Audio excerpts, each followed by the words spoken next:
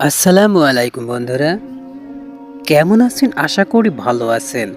আজকে আমরা জানব হযরত আবু বকর রাদিয়াল্লাহু আনহু কেন কান্না করেছিলেন, যিনি দুনিয়া থেকে জান্নাতের সার্টিফিকেট পেয়েছিলেন এবং তিনি ছিলেন তখন সে সময় ইসলামের প্রথম খলিফা এবং ইসলামী রাষ্ট্র পরিচালনা করতেন। তারপরও তিনি কেন কান্না করেছিলেন, চলুন আমরা জেনে আসি। ইসলামের প্রথম খলিফা হযরত আবু বকর রাদিয়াল্লাহু আনহু একদিন নামাজে দাঁড়িয়ে কান্না করছেন। নামাজ শেষে একজন সাহাবী তাকে জিজ্ঞেস করেন, আবু বকর, আপনি নামাজে দাঁড়িয়ে কান্না করলেন কেন?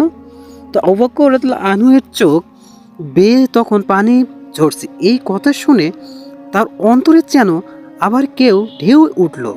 তিনি চোখের পানি ছেড়ে দিয়ে বললেন, এ ভাই, আমি কোরআনের একটি আয়াত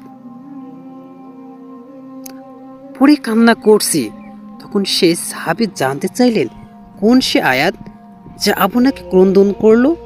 তখন আবু বকর রাদিয়াল্লাহু আনহু বলেন, সে আয়াতটি হলো,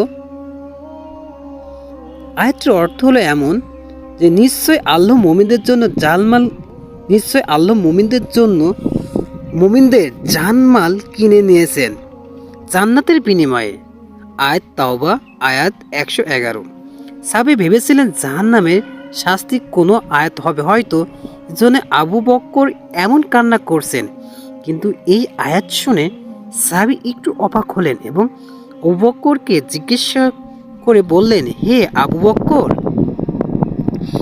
এত খুশির খবর! আল্লাহ আমাদের জানমালের বিনিময়ে আমাদের জান্নাত দান করবেন, এখানে কান্নার কি আছে? হযরত আবু বকর রাদিয়াল্লাহু আনহু সেই সাহাবীকে বললেন, হে আমার প্রিয় ভাই, আমার আজকের আগে হলে আমিও এই আয়াত পড়ে খুশি হতাম, কিন্তু আজ এমন একটি ঘটনা ঘটেছে যা আমাকে কান্না করতে বাধ্য করেছে। সাহাবী জিজ্ঞাসা করলেন, হে আবু বকর, আমাকে বলুন কি এমন ঘটনা? তখন আবু বকর রাদিয়াল্লাহু আনহু বলতে শুরু করলেন, হে ভাই, আমার একটি কাপড়ের দোকান আছে। প্রতিদিনের মতো আজও আমি আমার দোকানে গেলাম। সকালবেলা এক মহিলা আমার দোকানে আসলেন। তিনি বেশ কিছুদিন আগে আমার থেকে কাপড় নিয়েছিলেন। আজ এসে বললেন,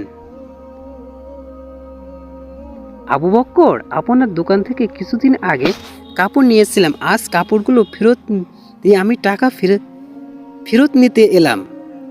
আমি বললাম, আপনি তো অনেক আগে কাপড় নিয়েছিলেন, এতদিন পরে আবার কেন ফেরত দিবেন?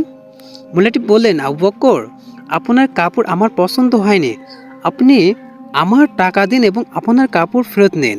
এই আয়াত পড়ে আমি এই চিন্তা করি কান্না করছি এজন্য যে যদি হাসরের ময়দানে আল্লাহ আমাকে বলে ফেলেন, হে আবু বকর, তোমার জানমাল এবং আমল ফেরত নাও এবং এর বিনিময়ে যে জান্নাত তোমাকে দিয়েছিলাম তা আমাকে ফেরত দাও। কেননা তোমার নামাজ, তোমার কোরবানি, তোমার রোজা, তোমার জিহাদ, তোমার জিকির আমার পছন্দ হয়নি। তখন আমি জবাবে কি বলবো? সেই দিন তো আমার আর কিছুই করার থাকবে না, বড় ক্ষতি হয়ে যাবে আমার। এই চিন্তায় আমার কান্নার কারণ। সুবহানাল্লাহ! জান্নাতের সার্টিফিকেট প্রাপ্ত একজন সাহাবী, যাকে আল্লাহর রাসূল সাল্লাল্লাহু আলাইহি সাল্লাম এত মহব্বত করতেন, সেই সাহাবী আল্লাহর আমল আল্লাহর দরবারে কবুল হবে নাকি তাকে আবার ফেরত দেওয়া হবে সেভাবে কান্না করছেন। আর আমাদের কি অবস্থা? আমরা তো আবু বকর রাদিয়াল্লাহু আনহুর মতো এত ইখলাসের সহিত ইবাদত করতে পারি না, ওনাদের মতো ইখলাস নিয়ে দান খয়রাতও করতে পারি না। তারপরও কেন আমাদের কোনো ভয় আসে না? আল্লাহ আমাদের রক্ষা করুন, আমাদের দিলে খাঁটি ঈমান পয়দা করে দিন, আমিন।